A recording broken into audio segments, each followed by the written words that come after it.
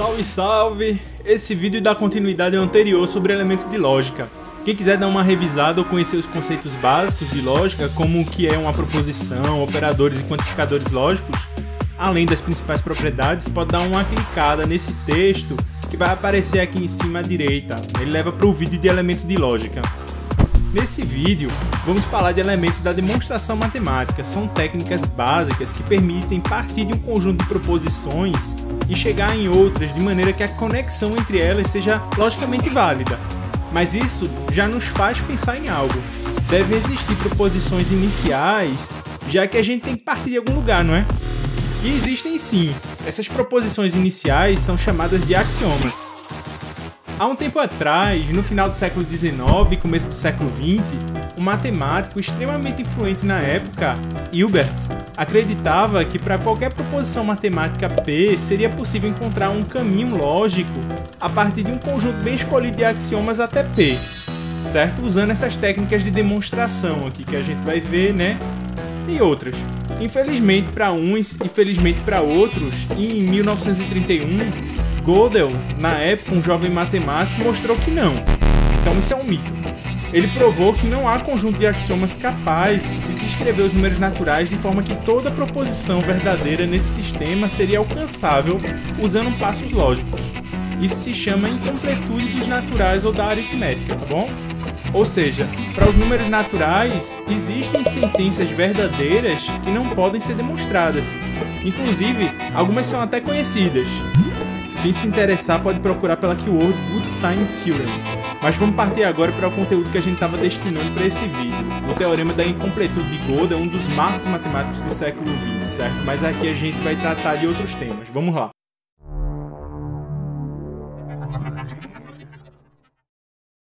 Então, suponha que temos a proposição P verdadeira e, além disso, a implicação P implica Q verdadeira. Então, podemos garantir que Q é verdadeira. Vamos rever a tabela verdade da implicação. Observe que a única combinação com A e A implica B verdadeiras é A verdadeira e B verdadeira e A implica B verdadeira.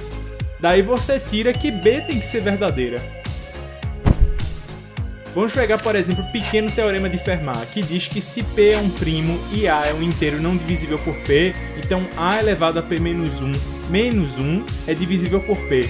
Será que 2021 elevado a 1.000.002 menos 1 é divisível por 1.000.003?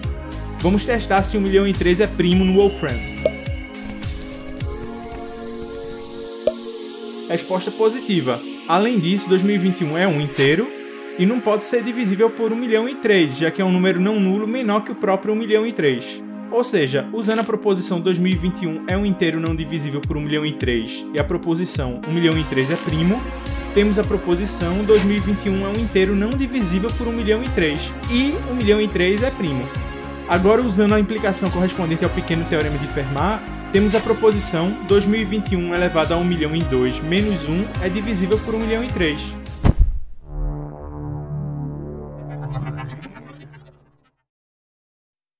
Agora, suponha que temos a proposição P verdadeira e P XOR Q verdadeira.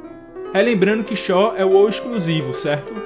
Então, podemos dizer que obrigatoriamente Q é falsa. Olha só a tabela verdade do XOR. Só tem uma linha compatível com A e A XOR B verdadeiras. E nessa linha B é falsa. Daí você tira que B tem que ser falsa, ou ainda não B tem que ser verdadeira. Por exemplo, vamos pegar a proposição os pontos 1, 2, 2, 3, 3 são colineares e a proposição três pontos distintos no plano ou são colineares ou formam um triângulo. Daí, usando a regra descrita, podemos inferir que os pontos 1, 2, 2 e 3, 3 não formam um triângulo no plano.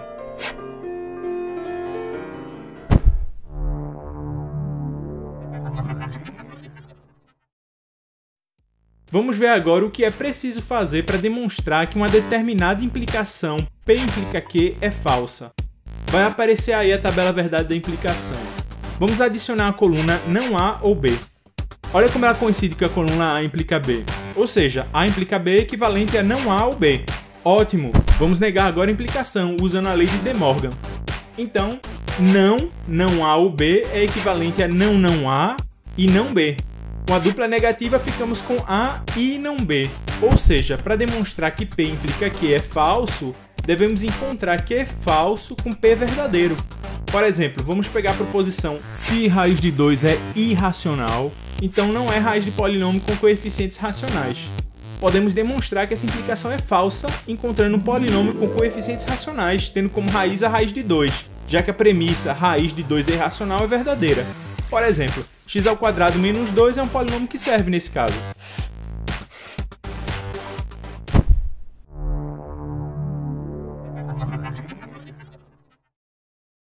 Agora, vamos dizer que queremos demonstrar que uma certa proposição usando quantificador universal é falsa. Vamos pegar a proposição: para todo x pertencente a x, p de x, com p de x alguma função proposicionada de interesse. Então, se quisermos demonstrar que a proposição é falsa, basta demonstrar que sua negação é verdadeira. Vimos no vídeo passado que a negação do quantificador universal é a existência da negativa. Mais precisamente, existe x pertencente a x com não p de x. Um determinado elemento x0 com a propriedade de não p de x0 é o que a gente chama de contraexemplo. Uma prova por contraexemplo consiste em apresentar justamente um x0 tal que não p de x0. Agora, pessoal, cuidado com o seguinte conceito. Apresentar o contraexemplo é suficiente para demonstrar a negação da proposição, mas não é necessário. Ou seja, se você tiver a demonstração da existência, mas sem conhecer a instância, já bastaria para a demonstração, tá bom?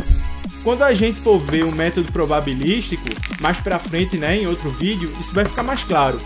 Por enquanto, vamos ver um exemplo famoso na história da matemática de prova por contraexemplo. Euler, no século XVIII, acreditava que para um n natural maior que 2, era necessário somar n potências de n, pelo menos, para que a soma desses números fosse também uma potência de n.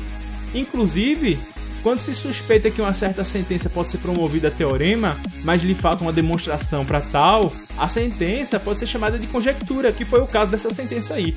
Assim, talvez outros matemáticos se interessem por ela e procurem encontrar uma demonstração. E, em caso de sucesso, façam referência à conjectura. Nesse caso, a conjectura provou-se falsa. E isso deu-se justamente por um contraexemplo encontrado por Lander e Parkin em 1966, usando um CDC 6600, um mainframe bem grandão daquela época. Ou seja, assistido por um computador, que é também um tópico que a gente tem interesse num vídeo futuro. Alguém poderia criticar que ter achado esses números foi questão de ter uma máquina poderosa para a época e muita sorte. Mas será que isso realmente importa? Veja, antes de você demonstrar se uma proposição é verdadeira ou falsa, você precisa escolher em qual lado da aposta você vai estar. Ninguém quer acabar tentando, por anos, demonstrar ser verdadeira uma proposição que na realidade é falsa. Nesse caso, o empreendimento só vai poder dar errado. Então, muitas vezes você aposta que uma conjectura é verdadeira para chegar numa opinião, sobre uma proposição que você quer demonstrar antes mesmo de demonstrá-la. Se a conjectura for falsa, você vai perder tempo, Portanto, conseguir um resultado negativo para conjecturas pode acelerar, assim, a compreensão da matemática, e direcionar as próximas investidas.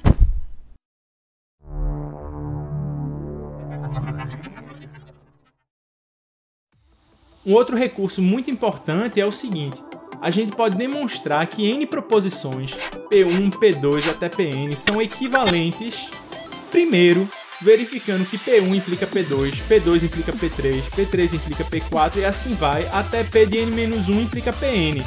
E segundo, verificando que Pn implica P1. Se a gente conseguir a primeira parte, usando a transitividade da implicação vista no vídeo anterior, ou seja, se P1 implica P2 e P2 implica P3, então P1 implica P3, a gente vai ter que qualquer PI implica PJ, contanto que I seja menor do que J. Em seguida, se a gente conseguir a segunda parte, usando a propriedade também vista no vídeo anterior, de que P1 implica P2 e P2 implica P1, fazem de P1 e P2 proposições equivalentes, então vamos ter que para qualquer par J, PI é equivalente a PJ, o que significa que todas as proposições são equivalentes.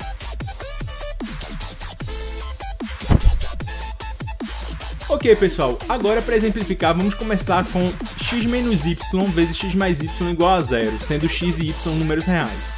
Manipulando um pouco, ficamos com x ao quadrado igual a y ao quadrado, ou seja, nos reais, x menos y vezes x mais y igual a zero implica x ao quadrado igual a y ao quadrado.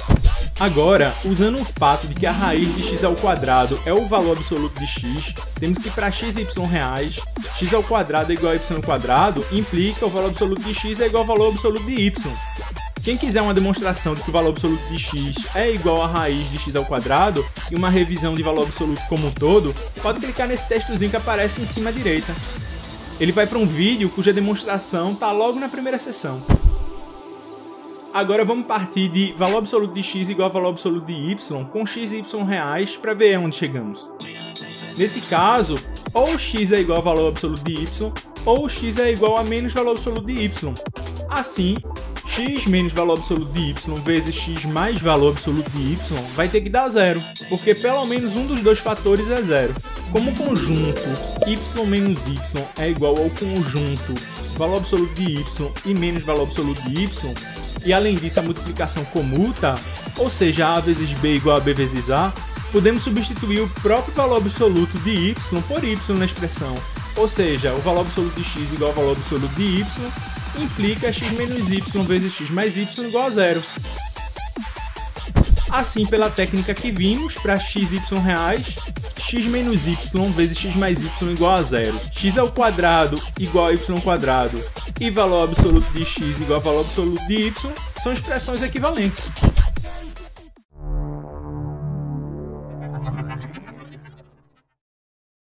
Agora vamos ver uma das técnicas mais importantes, que é a prova por contradição ou prova por absurdo. Veja novamente a tabela verdade de A implica B. Observe que, em sendo a implicação verdadeira, se a premissa for verdadeira, não há como B ser falsa. A única linha compatível com A e A implica B verdadeiras é B também ser verdadeira. Logo, se chegarmos numa conclusão falsa, a premissa é falsa também. Se você quiser demonstrar que uma certa proposição P é falsa, você pode fazer assim. Assuma que ela é verdadeira, use implicações válidas e chegue numa proposição falsa. Com isso, você chega numa contradição. E só lhe resta a possibilidade de concluir que a proposição P é falsa, né? Ou um absurdo. Vamos ver um dos exemplos mais clássicos de prova por absurdo agora. Vamos demonstrar que o conjunto dos números primos é infinito. Para isso, vamos considerar que o conjunto dos números primos é finito justamente. Se ele não é infinito, significa que tem os primos P1, P2, P3 até Pn, pronto, acabou, mais nenhum, certo? Sendo todos os números naturais, o produto deles também é um número natural. Vamos pegar esse produto natural, x igual a P1 vezes P2 vezes P3 até Pn, né? Então, e veja que x é divisível por todos os primos, P1, P2 e assim vai. Então, o próximo primo divisível por P1 igual a 2 é x mais 2. O próximo primo divisível por P2 igual a 3 é x mais 3. Por P3 igual a 5 é x mais 5. E assim vai, sempre com primos maiores, né? Agora note que x mais 1 vai escapar de todos esses primos e não vai ter nenhum primo que vai conseguir dividi-lo. Portanto, só nos resta concluir que x mais 1 também é primo. Ora, isso contradiz o fato de que temos apenas n primos. Ou seja, somos obrigados a concluir que a proposição o conjunto dos números primos é finito é falsa e sua negação verdadeira. A negação da proposição é o conjunto dos números primos é infinito, e isso conclui a demonstração. A primeira versão conhecida dessa demonstração é devida a Euclides, no seu 9º livro do Tratado Matemático Os Elementos, proposição 20.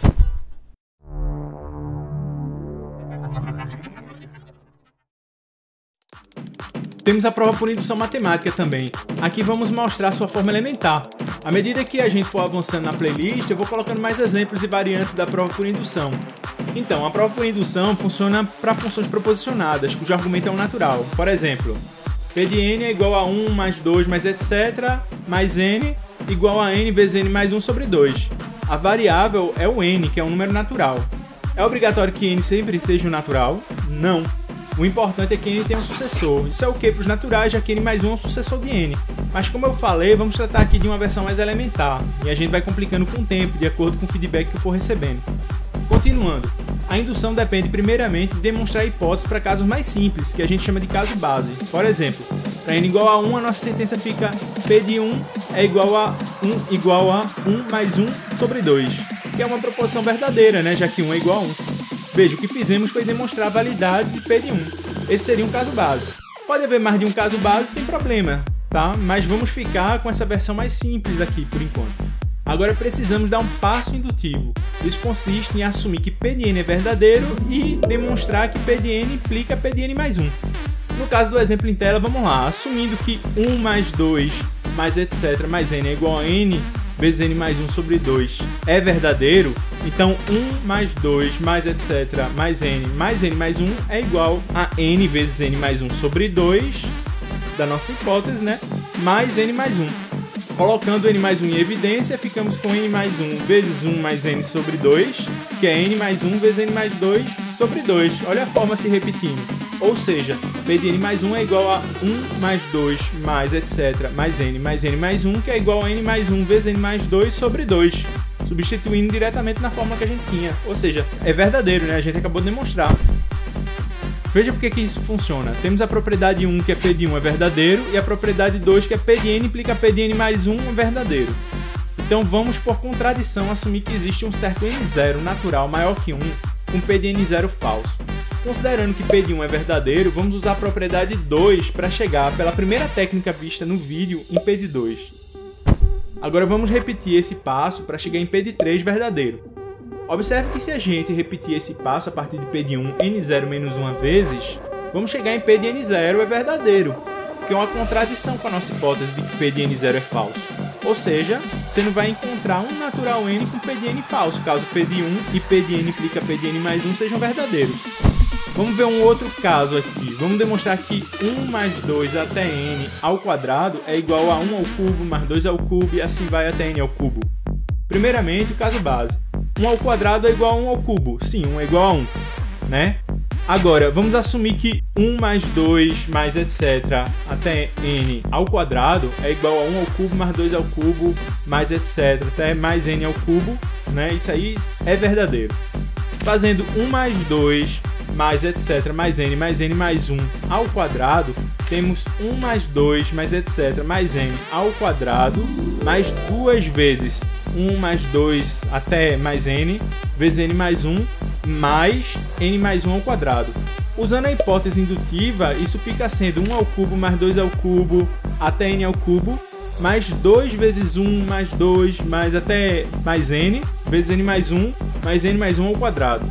Agora, já que demonstramos que 1 mais 2 até mais n igual a n vezes n mais 1 sobre 2 anteriormente, vamos usar. Então, ficamos com 1 ao cubo mais 2 ao cubo até n ao cubo mais 2 vezes n vezes n mais 1 sobre 2 vezes n mais 1 mais n mais 1 ao quadrado. O 2 em cima e embaixo se cancelam e simplificando temos 1 ao cubo mais 2 ao cubo até mais n ao cubo mais n vezes n mais 1 ao quadrado mais n mais 1 ao quadrado. Botando n mais 1 ao quadrado em evidência, ficamos com 1 ao cubo mais 2 ao cubo até n ao cubo mais n mais 1 vezes n mais 1 ao quadrado, que é 1 ao cubo mais 2 ao cubo até n ao cubo mais n mais 1 ao cubo, né? Que é o que a gente queria, né? Isso completa a demonstração.